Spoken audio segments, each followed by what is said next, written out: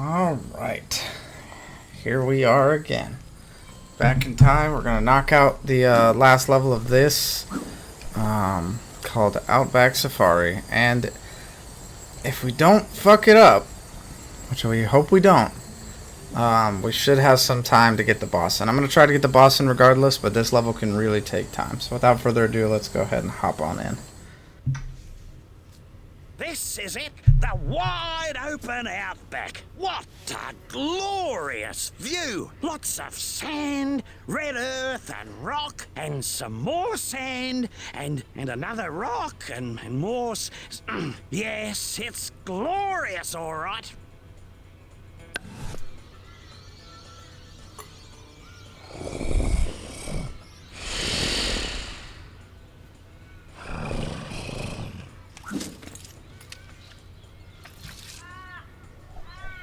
You're gonna sit on that? Are you feeling all right, mate? Ah, he's a big pussycat when you get to know him. Right, Ty? Yeah, right as rain. I'll use this, me lasso ring. Yep. This is how this whole thing works. So you gotta find all these boxes. And instead of there being, 300 opals scattered throughout, you have 300 crates to find. And it is all very annoying, if we're being honest. It feels alright, it controls okay, but like I said, it's annoying.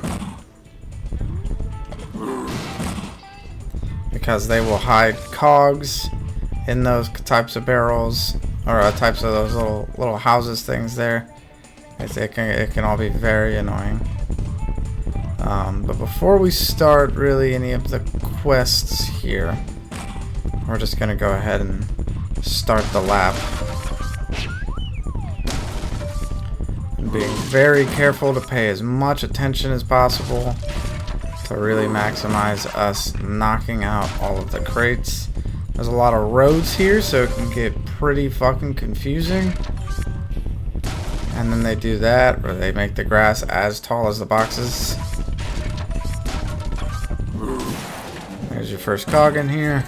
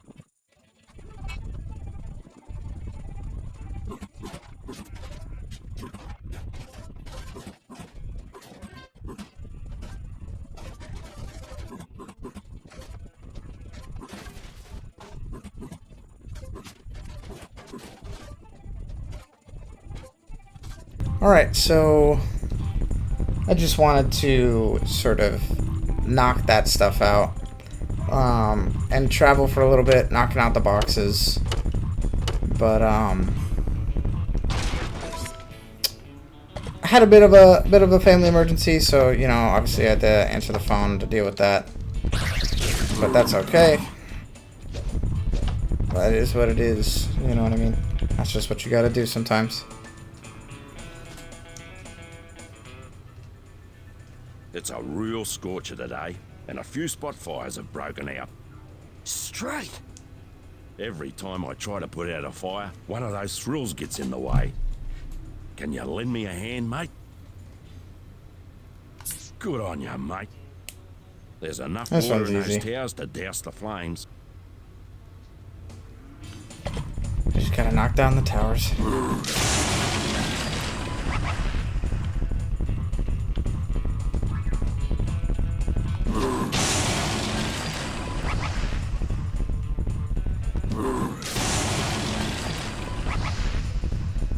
You'll probably have noticed because I'm just gonna probably time lapse it. Ripper of an effort, mate. You handle those thrills and save the town without breaking a sweat. You deserve a medal. In fact, you deserve better than that. Bonza!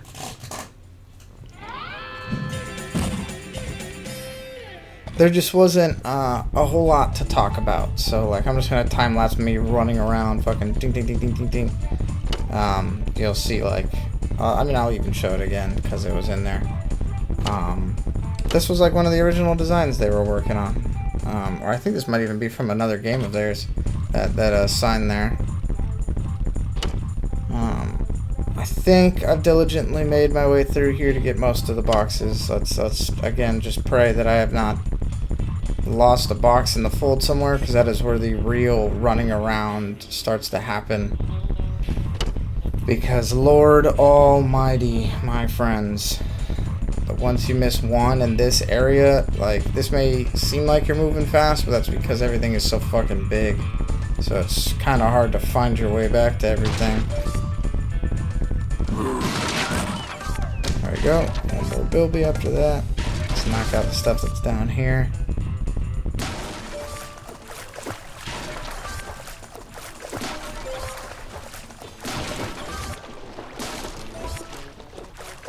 This, you know, a thing we could talk about is, just how this game, you know, did something like this. You know, made a unique sort of, like, cart-style level that's, like this, because, you know, as they introduced into the second game, they made, like, a full-on, cart minigame that's actually somewhat required for the 100%ing of getting first place in every race. Bringing in this kind of creativity is like a real hallmark of what video gaming was back then. There's the last Bilby.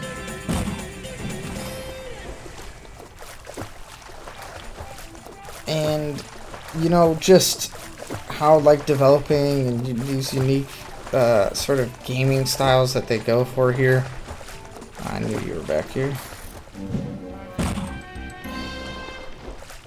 And how difficult this can be, and how it ends up rushing a lot of projects to where they sort of get pushed to the end very, very fast, and stuff just sort of gets caught in that crossfire of creativity, you know what I mean? Like, so much usually ends up getting sacrificed. And that's okay, you know? You can't help it. You really can't. It just is what it is. Let's go ahead and knock out this quest up here with Ranger Ken. This used to be the best little watering hole, mate. It had crystal clear drinking water and was a great place for a bit of a paddle. Right, so what happened to it? That Galar boss Cass decided this would make a nice little toxic waste dump. I don't know how, Ty, but we have to stop those pumps. You're a top bloke, Ty. Just keep an eye out for those rotten frill lizards. Hey, mate, maybe you should aim at those pipes. And then it's like all these little mini games that with the using the boomerangs or whatever whatever they sort of introduce out there.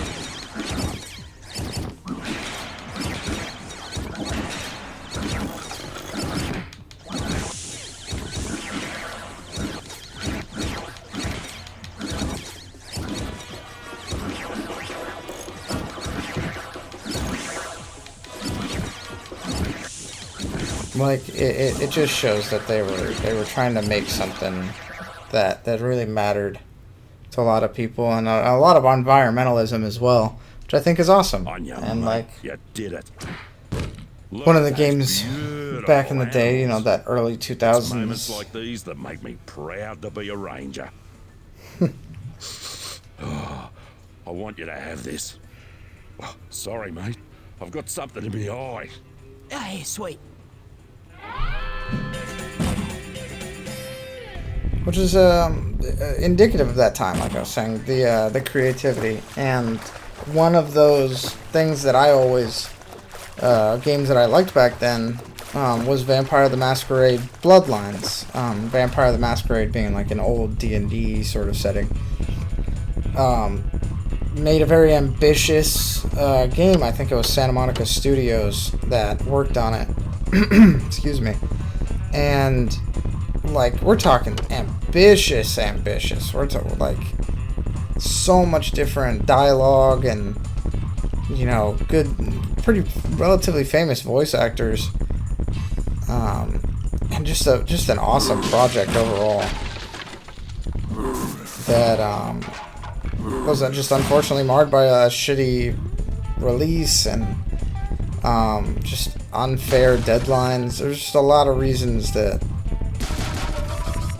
made it unsuccessful, but like because people loved it so much, there's a group of fans who worked on making an unofficial patch to the game, and it improves it massively. It adds so much stuff. It makes it so much better.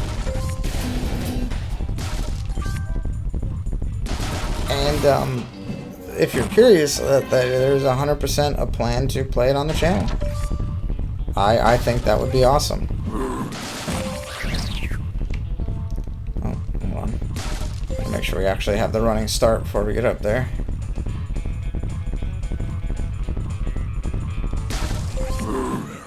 There we go. Made it. Let's make sure to grab these without falling off. There's all the cogs, nice and easy.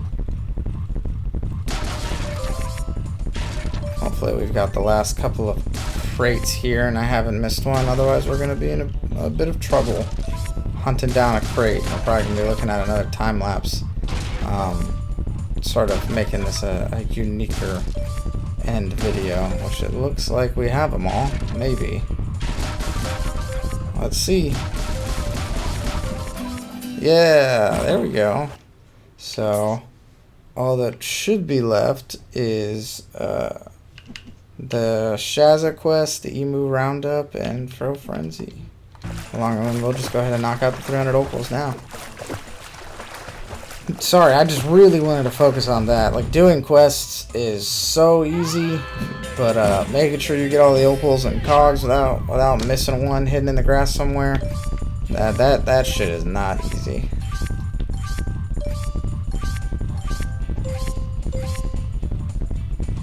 But there was like a solid 10 minutes, I think, of just probably time-lapsed area there, which is fine. I probably ended up cutting myself off with that pause, but it's definitely going to be a weird one, and that just is what it is. I can't do nothing really about that, for being honest. I just came back, my mind was a little bit spazzed out, so I just figured, let's just run through, pop a bunch of crates.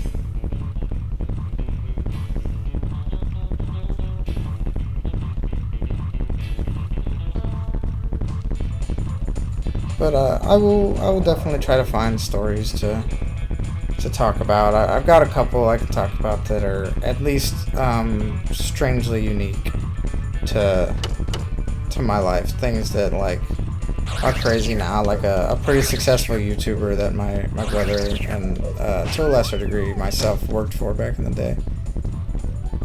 Alright, let's knock out this. Ah, Time, I'm glad to see you. Can you help me out of a fix? The emus from my health farm have gotten loose. Probably heading for Greasy Gus's hamburger shop again. Struth. Last time they ate at Gus's, I was sick for a week, poor things. I've tried to catch them before, but my old truck, it's just not fast enough. No worries. I'll reel him in with this, me lasso ring. I owe you one, Possum. Alright. This basically gives us 10 minutes to wrangle in these little things. They struggle a little bit, but honestly the real trick is to just get in close and then lasso them. And then you don't really gotta worry about any tension of breaking it, but it's just spotting them that can be a bit annoying.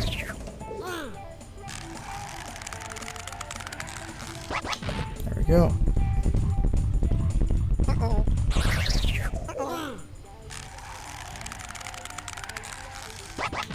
Yeah, see how close it can get?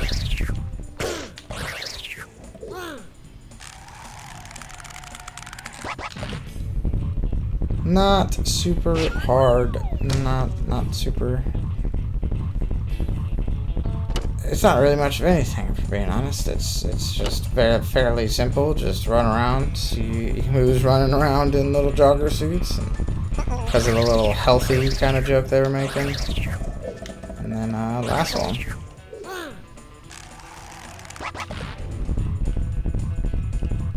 And I admired the fuck out of the creativity. Ow, damn it. The creativity it takes to make these types of games, because I mean, boy almighty. Let's not die here, that'd be embarrassing. I know it cannot be easy to make this stuff. I mean, even to just have to match in with deadlines, probably in and of itself is already super hard. You did great, Possum. Now I won't have to clean up that mess like last time. Please accept this for all your trouble. All right.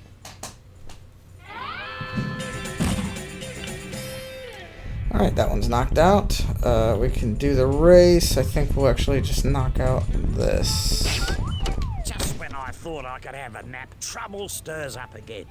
Shazza is off on her afternoon rounds, but I saw a gang of frills heading after her. Do you think you could go and take care of those hooligans?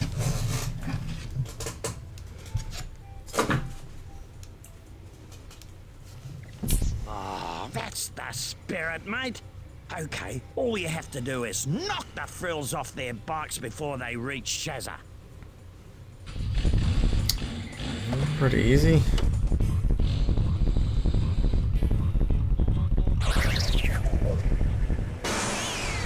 Yep, that's all you do. You just follow her around and blow up the frills that spawn and keep her alive.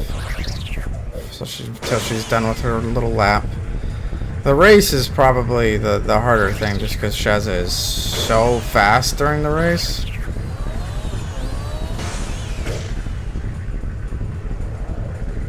And as you can see there, she's fucking immune to tornadoes.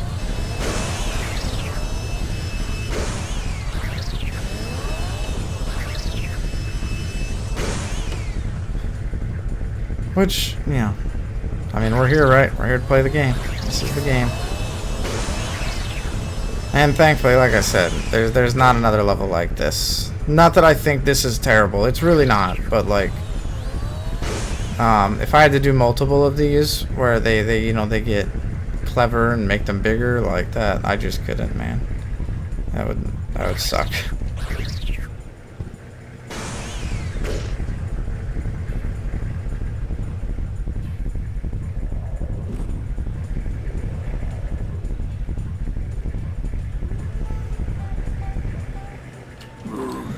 But I can't wait to play Vampire the Masquerade. I've kind of been building up to doing it for a hot minute now. I just don't know how entertaining it'll be. I assume it's going to be entertaining to some people. But it's got that kind of Fallout Skyrim-esque kind of dialogue, talking stuff. And, you know, there's a right and wrong way to make your build. And some of the quests are pretty cool and creepy, and other times they're a bit long and drawn out, and the game has a very, very poor dismount.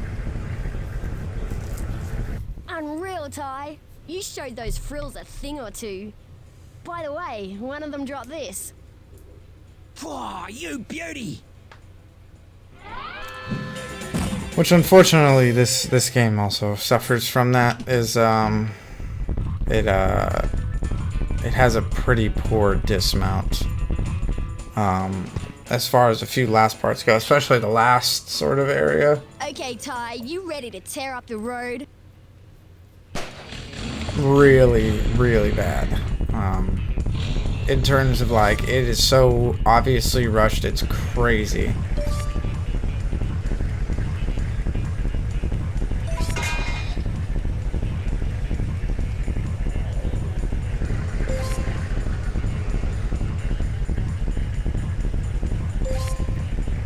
But that's okay.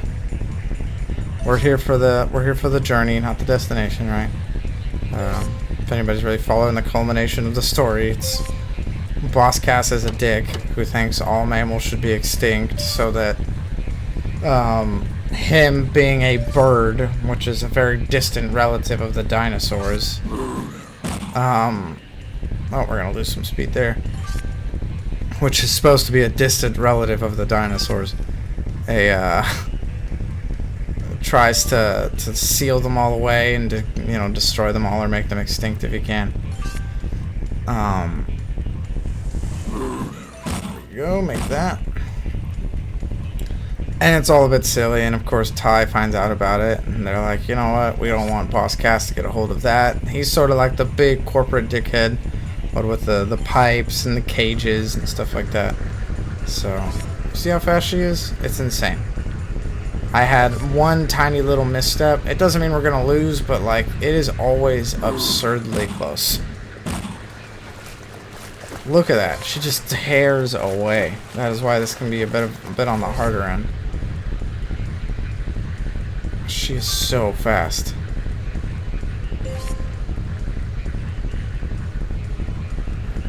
That sun glare is impressive, but it makes it sort of hard to fucking see what you're doing.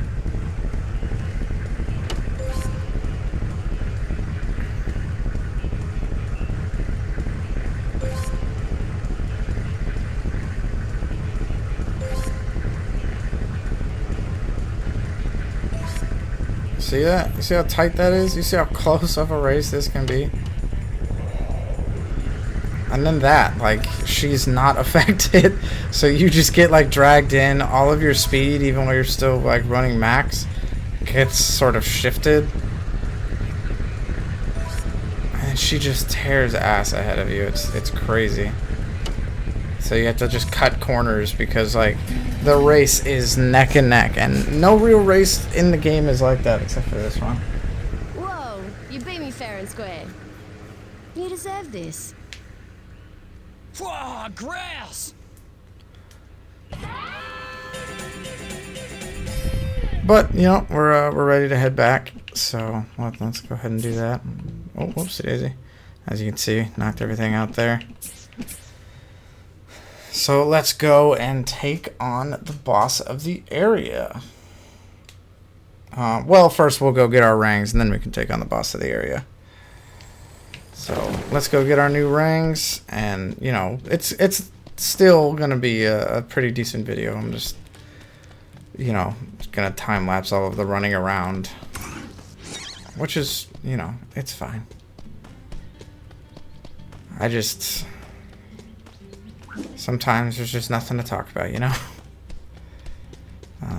It's not like episode 2 where I was able to just talk adamantly about how I feel for a while. Oh, thank you, Ty. Just what I needed. Some more golden cogs. Yes, an infraring. This is how we locate the boxes that are, you know, translucent. When you enter scope mode by holding the Ty's view button, you'll be able to see things that you couldn't see before. You little ripper! Alright, cool. Hello, Ty. You've got some more golden cogs. Let's see what we get this time. Oh my! This is a mega One of the ring. best damn rings in the game. When you throw it, it will automatically target every enemy around you. Quite That sonar sound you're hearing is remarkable, because it automatically equipped the Sweet infraring, as. which makes that sound when there's when there's invisible crates nearby. And all you do is look through this, and you know, it'll make the invisible boxes sort of more solid, like up there, as you can see. Yeah. All there is to it. But let us go and take on the boss of the area. And we will have completed our second world. On to the last set of worlds after this. And then the boss area for boss Cass. And we'll say goodbye to Ty. Let's go ahead and call him down, Julius. Smashing, young Ty. Let's get to work. I have a lock on the talisman. This should be extremely simple. Yes, indeed. Simple as can be. Yes, no. So weird.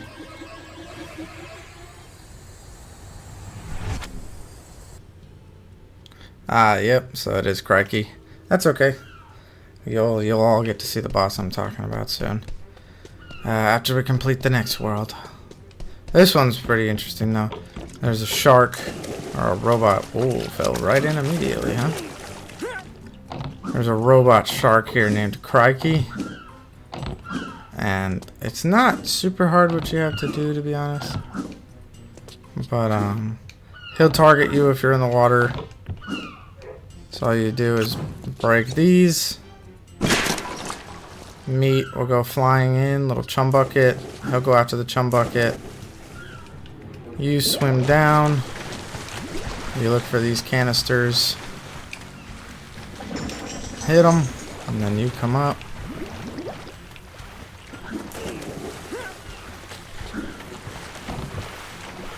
Canister will float to the top.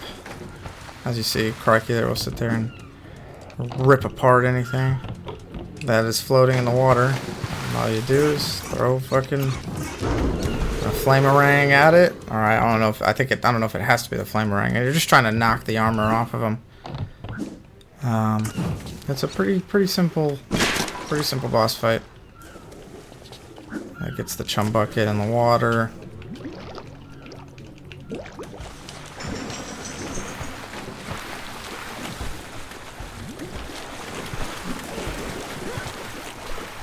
Let me tell you though, as a kid, I stood no chance against a game like this. I didn't understand what I was supposed to do for the longest time, which is pretty funny to talk about now. But it's so simple now. I mean, it legitimately just targets anything in the water. So, doing the chum just makes it easier to get it. It's not necessary, you don't have to do it. But, it makes it so it goes pretty quick. As we've learned, you can't get on wooden crates without some sort of tricks to get it in. But we'll come over here. Should be done with that chum, and we will end this boss fight.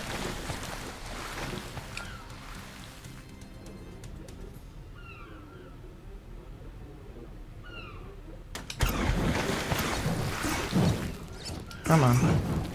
Come on. There we go. And you see, we've taken that armor off of Crikey here. And he's now a free shark.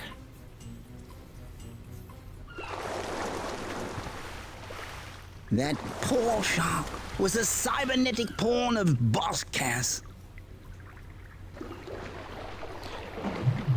An element we see brought back in Ty 2, with more creatures being turned into cybernetic Swim free, things for Crikey. Cass, like free. minions. You beauty!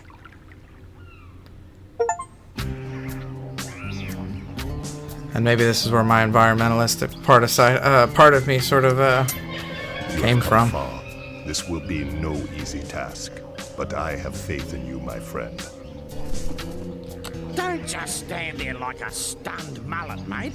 Julius has got something that will help you enter Cass's crest, mate. Off you go. Ah, Ty. Good to see you. I've again harnessed the energy off the talisman machine. Let's see what we get this time, shall we? My word! This Here must it be comes. Freezy Rang. Frosty Rang! Ripper! Yes, oh yes, the Frosty Rang can put out fires, freeze enemies, and even create ice cubes in water. To select it, use the previous Rang and next Rang buttons to cycle through your collection. You won't be disappointed. Now go Switch try back to it out. controller button things in there. Yep, there we go. Frosty Rang. Alright, let's head back and grab... I guess we can grab this life while it's constantly spawning, right? We'll head back, grab that rainbow shell to sort of cap off us finishing the second world. But I've been enjoying this. I've been enjoying this a lot. I wake up in the morning and I do about 2 episodes a day, and I just, you know, I edit them throughout the day whenever I feel up to it. And it's just it's an easy, fun process. I think even like the challenges of this episode, where like I'm gonna be switching it up a bit, is perfectly fine, to be honest. I'm excited to get through all of this, to be honest. No matter how many times I play through this game, I still have fun every single time.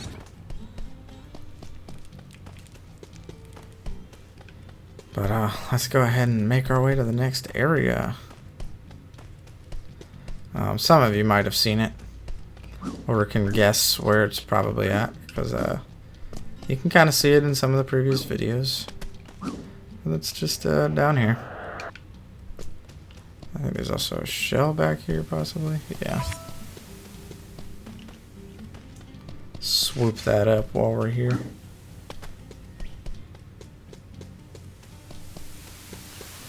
Yep. This is where we sort of dip into the deeper side of the environmentalism that this game sort of projects, where the more catastrophic stuff happens. But here we are. I'll grab that rainbow shell real quick while we're here.